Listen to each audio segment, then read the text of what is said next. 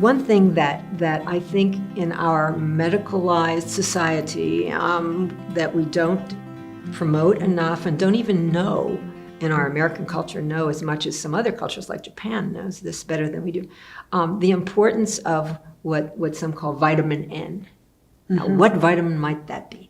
That's nature. Right, good, you do that. And there are many, many health benefits for being in nature that have been overlooked or not known. Now, in Japan, a very dense population in a small area, they actually have, would you believe, maybe you've read this stuff, they have forest medicine doctors. They have a specialty, believe it or not, and they write prescriptions about something called forest bathing, Shinrin-yoku, which is going out in nature, taking walks among trees, and observing there's a big push, as I'm sure you know, mindfulness.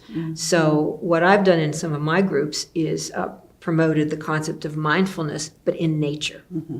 And there are some actual changes in the brain when we look at repeating patterns called fractals. So when we look at waves on an ocean, when we look at the veins in a leaf, when we look at the snowflake patterns, those are all fractals. And something happens in our brain. There's a researcher in California that has looked at this carefully. It actually releases the feel-good chemicals by our visual perception of these patterns.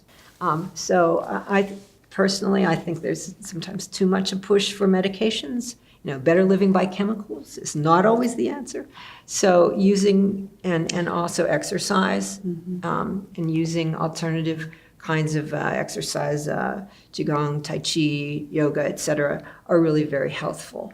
So I think we as professionals in the healthcare field and pastoral care, I think we can help promote healthful kinds of activities such as that. And the other thing that I would like to see more in churches, I know some churches do it, and in some countries, the Scandinavian countries are much better. It's more widespread than in America. And that is to have community groups on just aging issues, like once a month. Have a group on aging issues. You can have topics ahead of time, but there's something about the camaraderie, the education, the whole group dynamic that is very healthful. So I hope some of your pastors might take that idea seriously. So those are some things. Lovely, yeah. One other thing that for the pastoral audience, and maybe most know this, but there may be a few who don't, and that is that depression, clinical depression, is not normal as we age. It is not normal.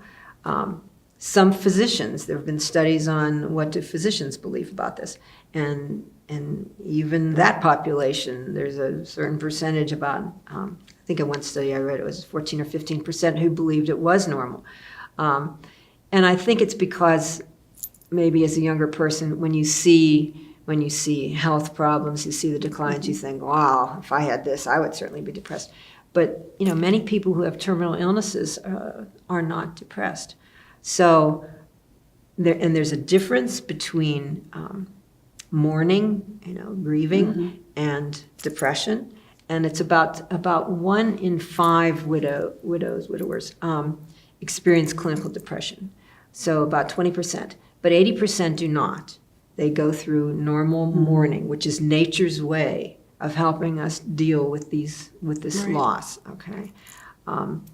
So do you think that part of the challenge is because our culture assumes that when you're old, there's nothing to look forward to, right, and that depression would be a natural part of the aging process, that we don't even consider when somebody is having extreme and long periods of time where they're in that state, that there are no red flags going up because we're just assuming that that's natural. Exactly. And so for that segment of the population, when there's great pain and suffering, that can be mitigated, ameliorated, at least to some degree, if not to a great degree.